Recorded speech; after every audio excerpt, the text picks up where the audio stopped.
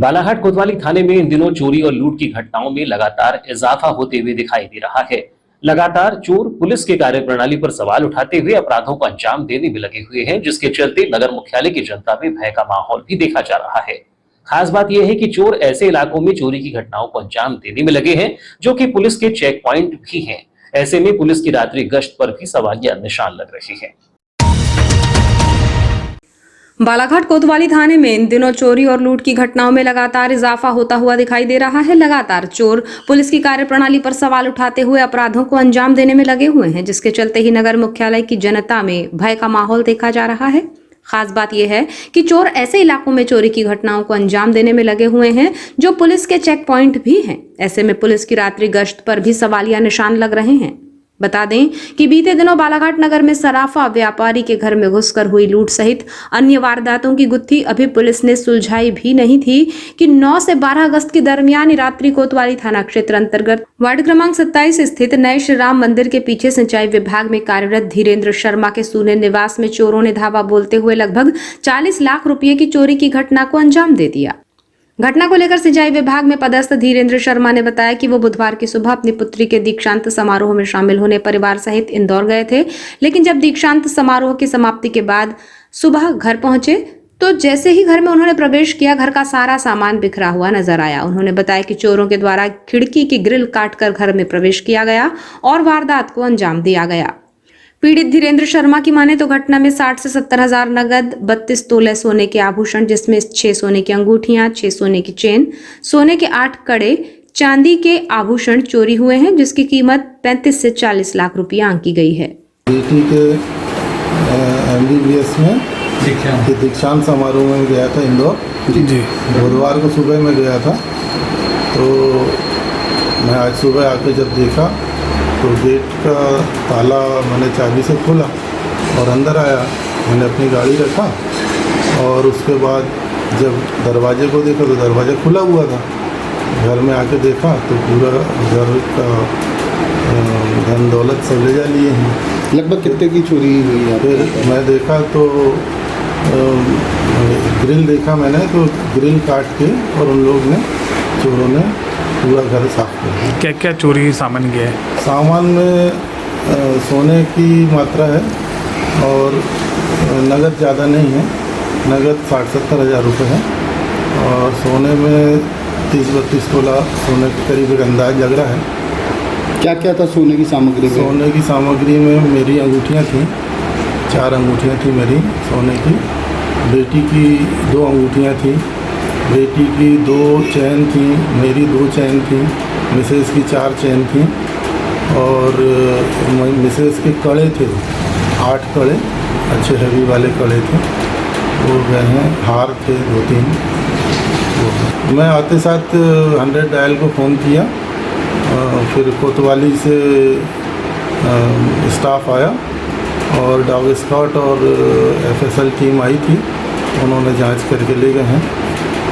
आगे की कार्रवाई क्या होती है देखते हैं। गोल्ड की कीमत अगर बात की जाए, कितनी कीमत का हो गोल्ड? गोल्ड की कीमत अब 32 तोला सोना 60 हज़ार के भाव का है। लगभग कितने की लागत का होगा? लगभग 35-40 लाख के करीब का पूरा ले गए। चांदी भी थी आधा पौन किलो करीब। उन्होंने बताया कि घटना की जानकारी तत्काल ही डायल 100 को दी गई, जिसके बाद कोतवाली थाने से अधिकारी, डॉग स्क्वाड, FSL की टीम भी मौके पर पहुंची और मुआयना किया। पीड़ित धीरेन्द्र शर्मा ने घटना को लेकर पुलिस की रात्रि गश्त को भी आड़े हाथों लेते हुए कहा कि स्पष्ट दिख रहा है कि आम आदमी की सुरक्षा नहीं है। अब ये तो बिल्कुल स्पष्ट दिख रहा है, तो ये बिल्कुल स्पष्ट है कि आम आदमी की कोई सुरक्षा ही नहीं है। ऐसा लग रहा है 2 दिन के लिए किसी काम से हम अपने घर से बाहर जाएं और घर चोरों के हवाले हो जाता है। बहरहाल पुलिस ने अज्ञात चोर के खिलाफ मामला पंजीबद्ध कर मामले की विवेचना शुरू कर दी है। कोतवाली थाना क्षेत्र अंतर्गत 12 अगस्त की प्रातः नगर के देवटोला नहर के समीप एक शव मिलने से सनसनी फैल गई।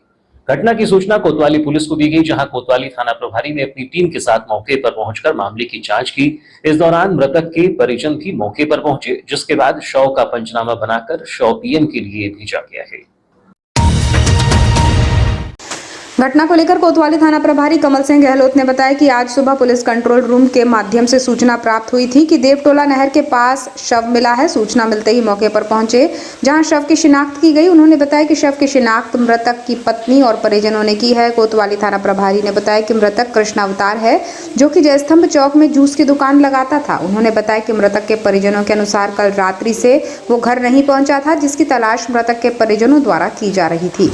मृतक की पत्नी ने बताया कि मृतक के द्वारा कल उन्हें जयस्तंभ चौक छोड़ा गया, जिसके बाद से वो आखिरी बार देखा गया, जो कि अपनी पत्नी से शराब के पैसे लेकर शराब पीने गया था, लेकिन घर वापस नहीं आया। को सुबह 7:30 बजे पता चला कि किसी अज्ञात व्यक्ति का शव देवटोला नहर के पास पड़ा हुआ है।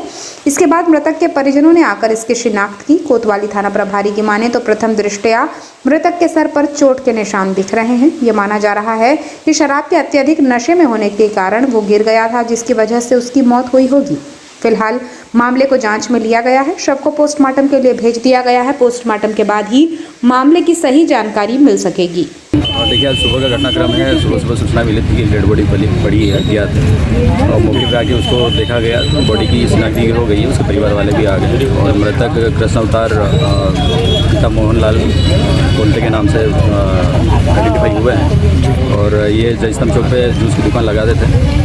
और फिलहाल तो एफएसएल टीम को भी बुलवाया हमने, और प्रथम दृष्टया ये ऐसा लग रहा है कि कहीं शराब के नशे में गिर गया है, जिससे उसकी मौत हो गई यहीं पे। बट फिर भी हम लोग उसको पोस्टमार्टम करवा रहे हैं, और बाकी एफएसएल टीम भी आई है। आगे इंक्वायरी करते हैं, देखते हैं क्या होता है। सर, कब से गायब थे घर से, क्या बताया घर वालों? परिजनों से बात हुई है, मृतक की पत्नी और मृतक के पुत्र और रिश्तेदार हैं उनके। तो उनका कहना है कि 7:30 बजे के समथिंग उनको जयस्तंभ चौक पे छोड़ के कहीं शराब दुकान पे शराब पीने के लिए गए, और उसके बाद वापस नहीं आए। तो उनने रात में जो कुछ परिचित हैं उनको फ़ोन लगा के पता भी किया, लेकिन कोई जानकारी मिली नहीं थी।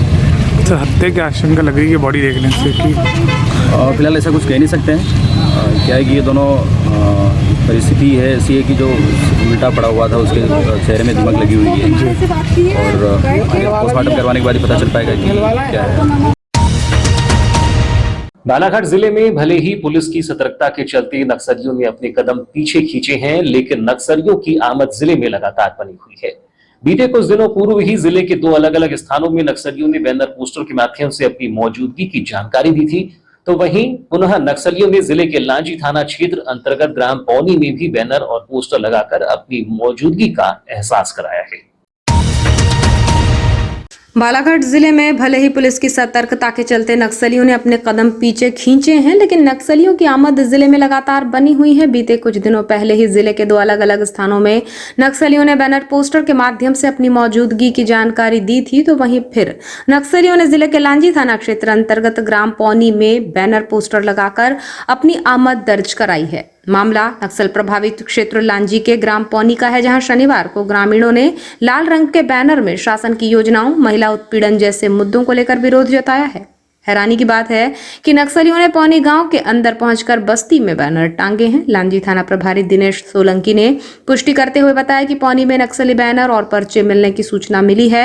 मौके पर बल रवाना किया गया है। बता दें कि नक्सलियों द्वारा जिले के नक्सल प्रभावित इलाकों में अक्सर बैनर और पर्चे फेंककर सरकार की नीतियों का विरोध किया जाता आ रहा है, लेकिन गाँव में प्रवेश कर आबादी क्षेत्र में बैनर टांगना नक्सलियों के दुस्साहस और मंसूबों को बयां कर रहा है। नक्सलियों द्वारा जुलाई, मई और जून माह में भी अलग अलग इलाकों में इस तरह की घटनाएं कारित की जा चुकी हैं।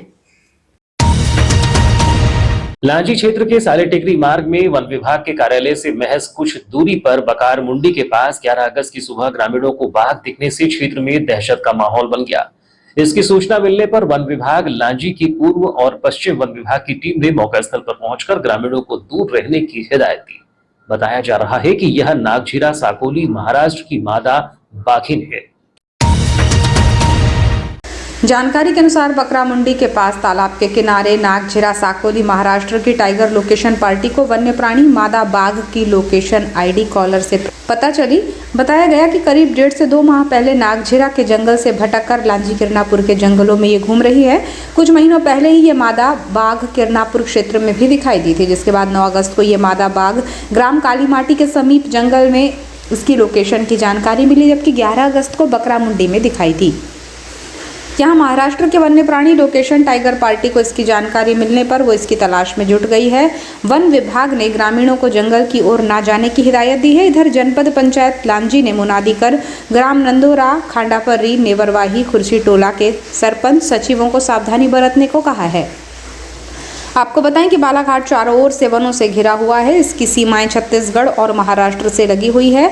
इन जंगलों में बाघ की मौजूदगी ही जंगलों की सुंदरता को बढ़ाती है। हाल ही में बाघों की गणना में भी प्रदेश में सबसे ज्यादा बाघ पाए गए हैं। इसमें बालाघाट में बाघों की खासी संख्या है। बालाघाट का वन भौगोलिक कान्हा और पेंच को लालबर्रा के सोनेवानी से जोड़ता है। बताया जाता है कि ये पूरी एक कॉरिडोर है।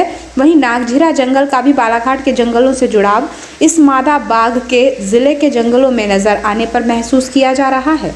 आम जन को खतरा वाली कोई बात नहीं है। एक्चुअली जो टाइग्रेस है वो माइग्रेट होकर महाराष्ट्र से आई है और उसके पीछे पीछे इसकी टाइगर लोकेशन की पार्टी भी चल रही है, चूँकि वो एक कॉलर वाली बागिन है और इसकी जो लोकेशन जो पार्टी है वो उसके साथ साथ चल रही है। लेकिन चूँकि अभी आज मुनादी इसलिए कराई गई क्योंकि वो राजस्व क्षेत्र से पास में है, तो मतलब जो उसकी लोकेशन उसके आजू बाजू ज़्यादा मॉब वगैरह ना रहे, लोग ना रहे और लोग ज़्यादा पैनिक ना करे उसके मतलब उसकी आहट पाके, इसलिए मुनादी करवाई। वैसे आम जनता ने भी इनको देखा हुआ है कि किसी बागिन को इस टाइप से कोई बातें सामने आई है?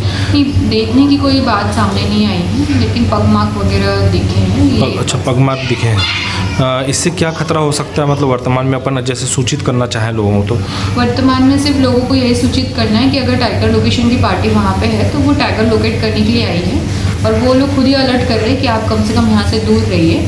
और वो है वो 200 से 500 मीटर में दूरी में रहती है। बस ये है कि आजू बाजू ना जाए, उसको देखने का मतलब प्रयास ना करे और बाहर ऐसे भीड़ भाड़ ना बढ़ाए, हो हल्ला मत करे।